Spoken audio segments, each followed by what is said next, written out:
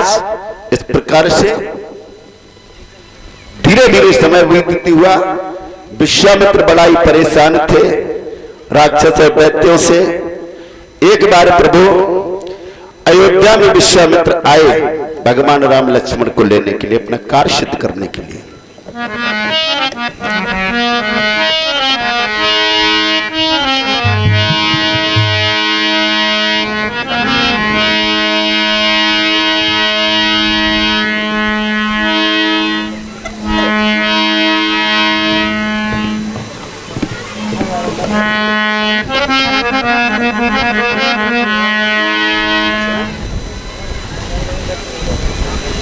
चले जाओ।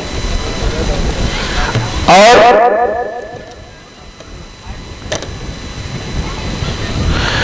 जिस समय राजा दशरथ ने सुना कि विश्वामित्र आए हैं, उनके आगमन के लिए आज राजा दशरथ स्वयं ब्राह्मण समाज को लेकर के विश्वामित्र से मिलने के लिए गए।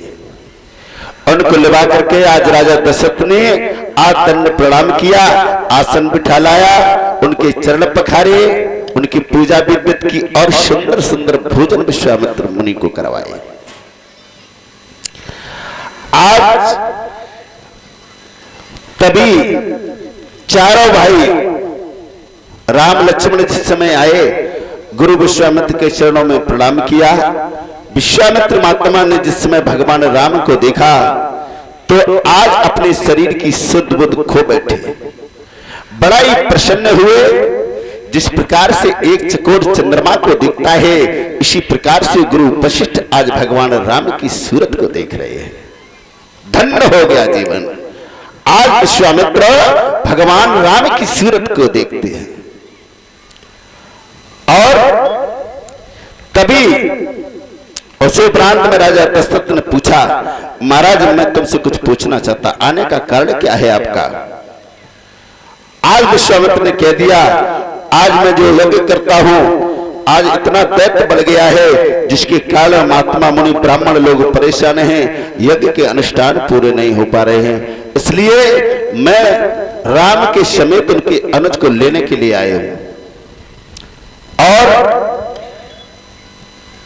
जब इस बात को सुना और विश्वामित्र ने कहा, हे राजन, आपका इसमें धर्म कीर्ति सजस्ट तुम्हारा बढ़ेगा, इनके लिए कल्याणमयी बात है, इसलिए मोह अज्ञान को त्यज करके मुझे राम लक्ष्मण भेंट कर दीजिए। राजा दशरथ ने विचार कर लिया। विचार करते हैं, जैसे ही इस ब्राह्मण की बात को, विश्वामित्र की बात को सुना, हृदय कंपन करने लगा, हाथ माए थरथराने लगे, विचार करने लगे, चौथे पुण्य में मुझे पुत्रों की प्राप्ति हुई है और इस पुत्र माने ब्राह्मण ने अपने विचारों को सोच समझ करके हमसे नहीं कहा है। राजा दशरथ ने कहा, हे विश्वामित्र, अगर आप हमसे भूमि चाहो, धन चाहो, जो भी कोष राजकोष भी चाहो, मैं तुम्हें सर्वस्व अपना देने के लिए तैयार हूं। लेकिन सबसे बड़ी बात, देह, प्राण और देह इतना प्यारा होता है, अगर ये कहो तो मैं क्षण मात्र में आपको दे सकता हूं, एक निमिष भी ज्यादा नहीं समय हो सकता है आज। लेकिन उन्होंने कहा कि राम देत नहीं बनत गोसाई, ये नहीं हमसे हो पा रहा है। सब पुत्र मुझे प्रिय हैं, लेकिन आज जब निश्चरों की बात करी तब जो है राजा दशरथ कहने लगे, कहां अति निश्चर घोर कठोरा, कहां सुंदर सुत परम किशोरा। हमारे राम बड़ाई किशोर अवस्था को हैं, बड़े बड़े दैत्य बलशाली हैं, उनसे युद्ध कैसे कर सकते हैं? आज राजा दशरथ की वाणी सुनकर के विश्वामित्र को जो है बड़ा ही प्रसन्नता हुई। आज गुरु वशिष्ठ ने समझा दिया, आज समझाया है, आज संदेह मिट गया। राजा दशरथ का दोनों कुमारों को बुलाया, हृदय से लगाकर राजा दशरथ ने कहा कि मेरे प्राण नाथ सुत तो, और और तुम मुन पिता आन नहीं को, आप ही इनके पिता हैं और मैं दूसरे दुनिया को नहीं जानता हूं। आज अज्ञानी कौशल्या मां की चरण छुए हैं। आज दोनों भाई आते हैं, गोस्वामी दास जी चौपाई में दर्शाते क्या,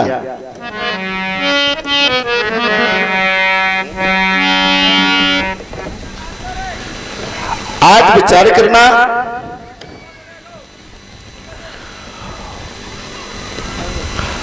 अरुण नैन और पांव विशाला, नील जलज तन श्याम तमाला। भगवान के अरुण नैन, लाल लाल नैन प्रभु राम की, और वन विशाल, छाती चौड़ी है, भुजाएं लंबी है भगवान श्री राम जी की, तमाल वृक्ष की तरह विशाल शरीर, श्यामला तन श्याम, कट पट पीत कसे पर भाता। भगवान राम के कमर में पीत कसा हुआ है और उनके हाथों में दोनों धनुष और बाण शोभा है, बांध दे रहे हैं। उसी समय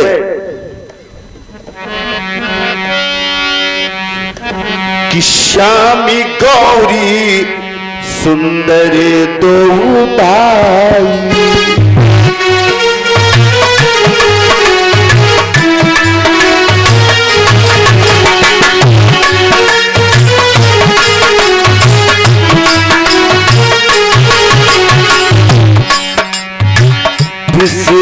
विश्वामित्री महानिधि पाई।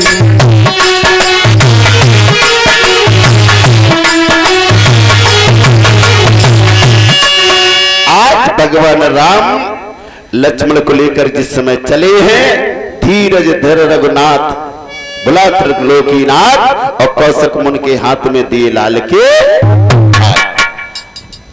आज ताड़का वन में प्रवेश जैसे किया है, तो आज ताड़का नाम की राक्षसी प्यारे देख करके पड़ी है। जैसे देखा है तो भगवान विश्वामित्र कहने लगे, राम देखो सामने वो ताड़का चली आ रही है।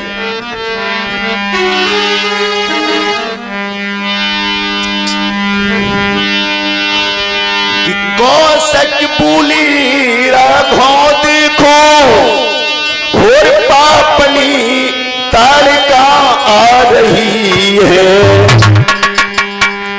इसके मारे मुन ब्रह्मों की निशिकार जानी आ रही है।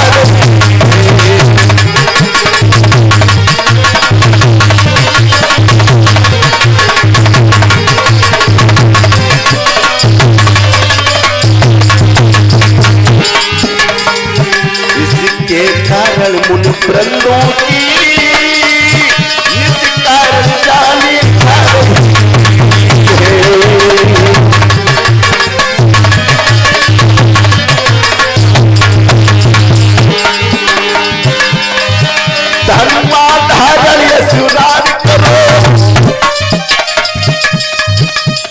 पापिन का संहार करो।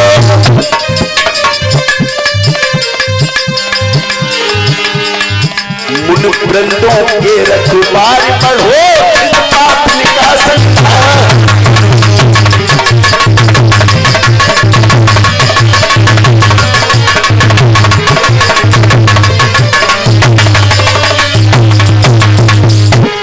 आज विश्वामित्र ने कहा, हे राम, वो सामने जो आ रही आंधी की तरह ये ताड़का है, इसने बहुत बड़े बड़े महात्माओं और ब्राह्मणों का इसने समाप्त कर दिया है।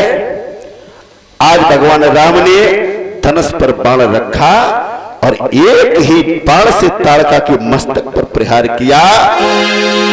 बोले राजा रामचंद्र की।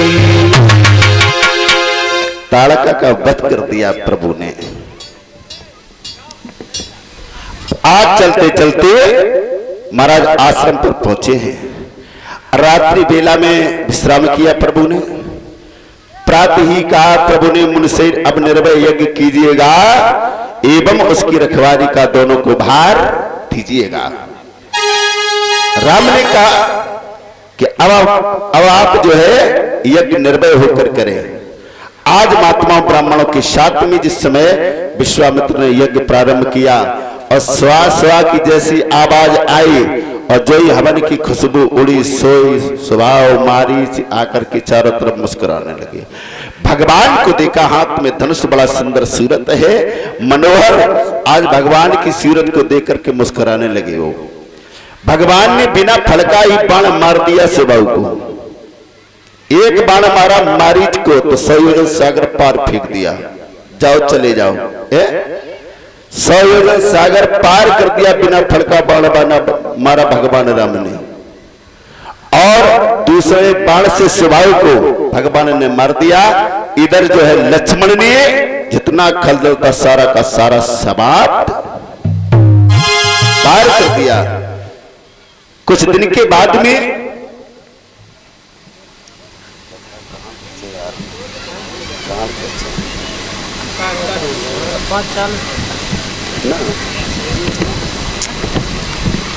आज जैसे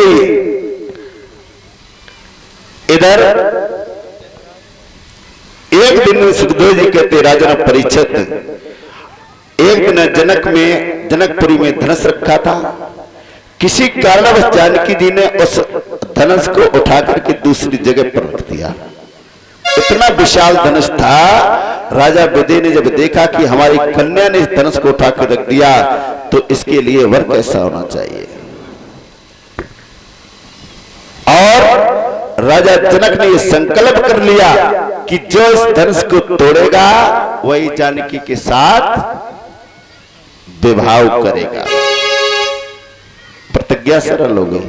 या महाराज एक बात और आती है, आपने अगर विचार किया हो कि इतना क्रोध जो है परशुराम जी ने जनक पर क्यों किया, उसमें परशुराम इतना क्रोधित क्यों हुए? और ये परशुराम ने ही धनुष दिया था राजा जनक जी को। हाँ, जनक जी को दिया था। पहले तो जनक जी ने यह कहा था, ऐसा एक प्रमाण मिला है, उनका विचार था कि जानकी जी का विवाह परशुराम जी से विचार करना, लेकिन उन्होंने कह दिया ये तो हमारी कन्या की समान, और ये धनुष दिया कि इतना तेजस्वी पुरुष कहां से आएगा जो जानकी के साथ विवाह हो जाए। एक विचार करना, तो उन्होंने ये धनुष दिया राजा विदय को। किस धनुष को जो तोड़ देगा वही सीता का अधिकारी होगा। और जब धनुष यज्ञ करना तो मुझे जरूर अवगत करा देना। विचार करना, मुझे अवगत करा देना। तो राजा विदय ने उनको सूचना नहीं दी तो उनको मालूम पड़ गया। जब आए तो इसी कारण से उन्होंने बहुत क्रोध किया था। तो इस बात को अब तो चारों तरफ संदेशा भिजवा दिए राजा जनक ने। चारों तरफ से है बड़े बड़े राजा स्वयंवर की तैयारी करने के लिए आ रहे हैं। इधर विश्वामित्र को भी शुभ संदेश प्राप्त हो जाता है। दोनों भाइयों को लेकर के रास्ते में चले हैं।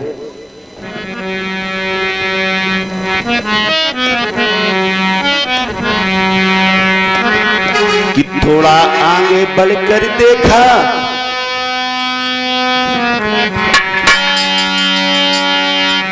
थोड़ा आगे बढ़कर देखा, पीहड़ी उजाड़ निर्जन बन था।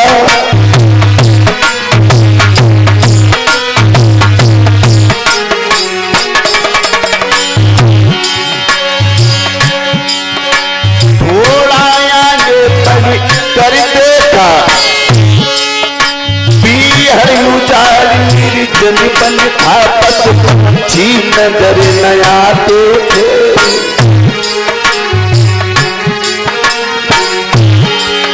पशु पक्षी नजर न आते थे। सावन भी जहां भयानक था,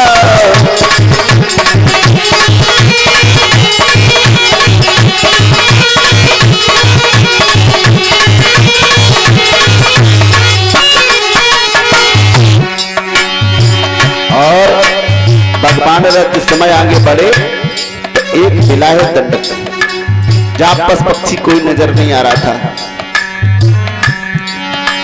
अंतर्यामी ने प्रश्न किया, प्रभु यहाँ बुरा क्यों लगता है, छठधारी मगर अनारी सी,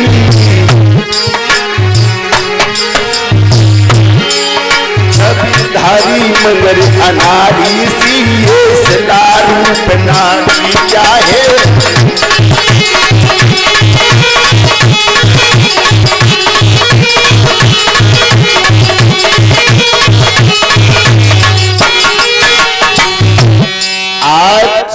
भगवान राम ने पूछा, एक पत्थर की शिला पड़ी थी स्त्री के रूप में। भगवान राम ने अपने गुरु से पूछा, प्रभु के बाद बताओ, ये बड़ा ही उजाड़ निर्जन बने है, या तो पशु पक्षी भी नजर नहीं आते हैं, जो पत्थर की शिला में जो स्त्री के रूप में दिखाई पड़ रही, ये क्या है। गुरु विश्वामित्र कहने लगे, हे परम पुरुष, आप क्या नहीं जानते हैं, आप सब कुछ जानने वाले हैं, फिर आप अनजाने की तरफ पूछ रहे हो, तो मैं बताता हूं। ये गौतम ऋषि की नारी है जिसका नाम अहल्या है, ये उनके श्राप से पत्थर की शिला बन गई है। आज इसका कारण क्या था गुरुदेव, अहल्या को जिसके कारण पत्थर की शिला बनना पड़ा। उसी समय कौशिक मुनि ने कहा, इधर सुखदेव जी बताते ही राजन परीक्षित दर्शन का परिचित महाराज कर बैठते हैं।